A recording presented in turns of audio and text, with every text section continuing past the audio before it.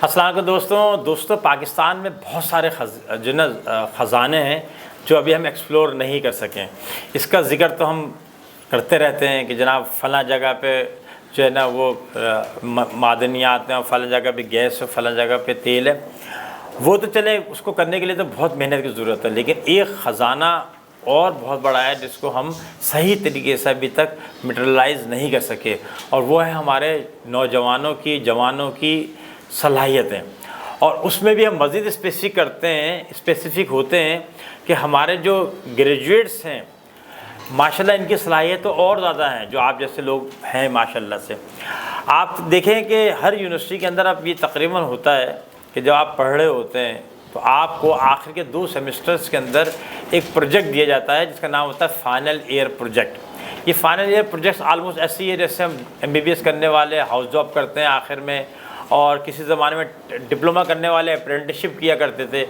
अगर देखा जाए तो ये आउटकम है उस तमाम चीज़ों का जो आपने ग्रेजुएशन में 4 साल में पढ़ा सीखा उसका। हम अभी इसका क्या करते हैं, हम इसको ज़ाया कर देते हैं। जिस तरह हम और चीज़ों को ज़ाया कर रहे हैं, इस तरह इतनी बड़ी अपॉर्चुनिटी को ज़ाया कर देते हैं, और हम उसको सिर्फ नंबर हासिल करने के लिए 1 नंबरी और 2 नंबरी दोनों मिला के उसको करके कट कॉपी पेस्ट करके जमा करा देते हैं। सुपरवाइज़र को भी परेशानी नहीं होती है कि जो उसके पास काम आया वो पहले ही से उसने देखा हुआ था 10 दफ़ा, और हमें भी परेशानी नहीं होती है कि हमारा पहला ऑब्जेक्टिव होता है कि हम किसी तरह पास हो जाएं, और हमारे जो सुपरवाइज़र है वो हमारी जान छोड़ दे और हम इस यूनिवर्सिटी की जान छोड़ दें। ये चीज़ जो है वो आपके लिए नुकसानदेह। मेहनत आपने इतनी की हुई है, अब आप करें कि क्या करें, इस मेहनत को कन्वर्ट करें। तो हमारा आज का मौजू है make final year project as your future. इस प्रोजेक्ट को अगर आप ज़रा सा, ये तो ऐसे ही है कि मैं खाना पकाना सीख रहा हूँ, और मैं खाना पकाना सीखने के लिए मैंने जब बिरयानी बनाने सीखी, 10 किलो बिरयानी बनाई मैंने, तो उसके बाद मैंने, आपने कहा बहुत अच्छी है, चखने के बाद उसमें मैंने सारी उठा के जो ना वो दीवार के नीचे फेंक दी कि अब ये जो ना मैंने तो सीख ली जनाब।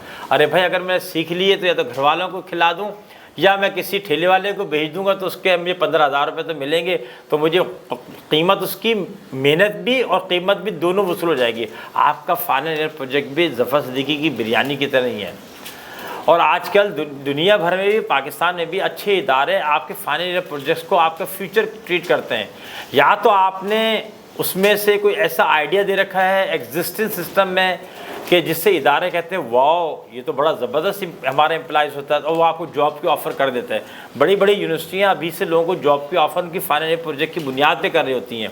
या क्या है कि आपको इंडस्ट्रियल पार्टनर मिल जाता है, और ये सच्ची बात है कि आपको इंडस्ट्रियल पार्टनर मिलता है और वो कहता है कि आए हमारे साथ इस प्रोजेक्ट के ऊपर पार्टनरशिप कर लें, ठीक है। वरना आप चाहें आपके पास फंडिंग आ जाए, जो फंडिंग लेना है इन कामों के लिए, स्टार्टअप्स के लिए प्रॉब्लम नहीं है, तो आप इससे कारोबार भी शुरू कर सकते हैं। अब हम लेकिन चलते हैं पीछे। ये कब हो सकता है, जब हमने प्रोजेक्ट को शुरू करने से पहले सिर्फ ये नहीं देखें कि सुपरवाइज़र साहब को क्या आता है या आपको क्या आता है, सिर्फ ये नहीं देखें, इसके साथ 4 चीज़ें और हैं। हम जब प्रोजेक्ट फाइनल ईयर प्रोजेक्ट्स को अपना बिज़नेस बनाने की, अपनी जॉब अपॉर्चुनिटी बनाने का सोचेंगे, तो उससे पहले फिर हमें बिफोर सिलेक्शन ये 4 काम करने। नंबर 1 तो वो प्रोजेक्ट उठाएं जिसकी माशरे में ज़रूरत है, नीड ऑफ द सोसाइटी है। किसी इदारे के मसले को हल करें, किसी नीड को फुलफ़िल करें, किसी प्रॉब्लम को सॉल्व करें, ठीक है ना। कोई भी फील्ड हो, हर फील्ड के अंदर ये मौजूद है ना। ये हो गई पहला। दूसरा, वो प्रोजेक्ट का टॉपिक ऐसा हो जिसको करने की कैपेबिलिटी आपके अंदर हो। ऐसा ना हो, मैं BBA के में पढ़ाता था, कुछ अर्से पहले की बात है, तो BBA के स्टूडेंट ने जनाब कहा हम एयरलाइन खोलेंगे। मैंने कहा एयरलाइन खोलने की सप्लाई आपके पास है? मैं कहेंगे हाँ। मैंने कहा चले मुझे बता दें कराची एयरपोर्ट किसका है? कहेंगे PIA का है। तो मैंने कहा आपको अभी ये नहीं पता कि एयरपोर्ट जो है ना एयरलाइन के नहीं होते, एयरपोर्ट सिविल एविएशन के होते हैं। तो मैंने छोटी सी बात एहसास लाने के लिए, तो क्योंकि लोग यही समझते थे बेचारे कि ये PIA के एयरपोर्ट से, PIA तो खाली खुद पैसे दे के लैंडिंग और टेक ऑफ करती है। तो असल चीज़ ये है कि जिसकी कैपेबिलिटी आपके अंदर हो वही काम करें। नंबर 3, जिसके रिसोर्सेज अवेलेबल हों, या तो अवेलेबल हो या इम्पोर्ट कर सकते हो, वो वाला काम करना शुरू करना। चौथी बात ये है कि वो काम करें जो मैंने पहले कहा था कि आगे ये प्रोजेक्ट आपको बिज़नेस करने में, इंडस्ट्रियल पार्टनर के साथ बिज़नेस करने में या जॉब हंट करने में मदद दे। कहें कि वाह यार XYZ आपने बड़ा ज़बरदस्त काम किया है, आप हमारे इदारे में आ जाएं जनाब। अब ये जब आपका ये जज्बा होगा, इसका मतलब है हमें जो प्रॉब्लम है वो क्या है, माइंड सेट में। अभी हमारा माइंड सेट वो पुराने ज़फ़र सिद्दीकी साहब की तरह जिन्होंने खाना पकाना सीखा, बिरयानी बनाई, और जब आपने कहा बहुत अच्छी है तो उन्होंने जाके तो हमारे प्रोजेक्ट क्या हो रहे हैं, या तो लैब की जीनत बन जाते हैं, या IT की या कंप्यूटर की जीनत बनते हैं, या लाइब्रेरी की जीनत बनते हैं। वो मार्केट की जीनत नहीं बन रहे, ठीक है, वो किसी इदारे की जीनत नहीं बन रहा है। तो हम रो रहे होते हैं कि नौकरियां तलाश करना, हालांकि नौकरी की अपॉर्चुनिटी तो हमने खुद फेंक दी है। मेरे एक स्टूडेंट्स हैं, उन्होंने बड़ा अच्छा प्रोजेक्ट बनाया जनाब कि गाड़ी जब स्पीड ब्रेकर पे रुकेगी किसी भी जगह, तो स्पीड ब्रेकर पे रुकने से जो मोमेंटम बन रहा है उससे वो बिजली पैदा करेगी, जनरेट करेगी, इलेक्ट्रिसिटी जनरेट करेगी। कामयाब प्रोजेक्ट था, बेहतरीन हर लिहाज से था। मैंने बहुत समझाया कि भाई इसको कमर्शलाइज़ कर लें, इसको मटेरियलाइज़ कर लें, आपको पैसे भी मिलेंगे और सोसाइटी में भी हो जाएगा। तो बहरहाल उन्होंने नहीं किया, लेकिन बाद में पता चला 1-2 साल बाद किसी और ने इस पर काम कर लिया, उसने इसको कमर्शलाइज़ कर लिया। बहुत सारी सोसाइटीज़ हैं जो खुशहाल हैं, उन्होंने उनको लगाया और अपनी जनरेट करनी है, स्ट्रीट लाइट उससे चला रही हैं। तो ये है, अगर ये काम हमारे स्टूडेंट भी कर लेते तो वो भी आज जो ना माशाल्लाह से उन्हें कहीं जॉब करने की ज़रूरत नहीं पड़ रही होती। अब प्रोजेक्ट जब बनते हैं जो इस चीज़ को फुलफ़िल करें, इसमें से कुछ चीज़ें मैं आपको करता हूँ कि ये हमें ज़रूर देखना चाहिए जब उसकी रिपोर्ट बना रहे हो।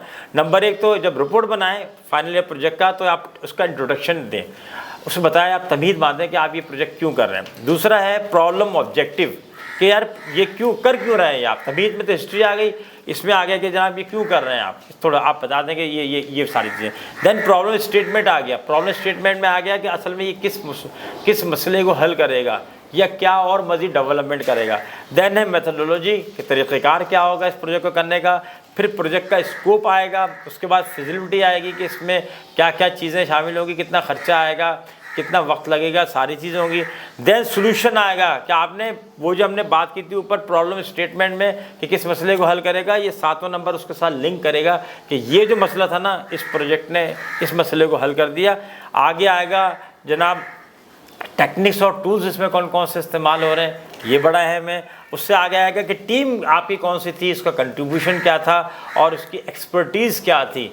तो क्या होता है, ऐसे प्रोजेक्ट जो आप सिंगल नहीं टीम की बुनियाद पे करते हैं, तो पूरी की पूरी टीम को हायर किया जाता है, पूरी की पूरी टीम को हायर किया जाता है। और इसके एग्जांपल्स हैं, और यूनिवर्सिटीज़ में हायरिंग होती है इनकी, बाकायदा यूनिवर्सिटीज़ खुद कर लेती हैं। और अगला है इसका माइलस्टोन, कौन सा काम आप किस महीने में किस सन में कर लेंगे ताकि आप अपने आप को बांध सकें। तो ऐसा ना हो जैसे हमारे रोड्स और पुल बनते हैं ना, जिस पर तारीख कंप्लीशन की जो है ना वो छोड़ दी जाती है, तो वो 2 साल की चीज़ 5 साल तक बनती नहीं है, कॉस्ट भी बढ़ती है और तकलीफ़ें भी बढ़ती हैं।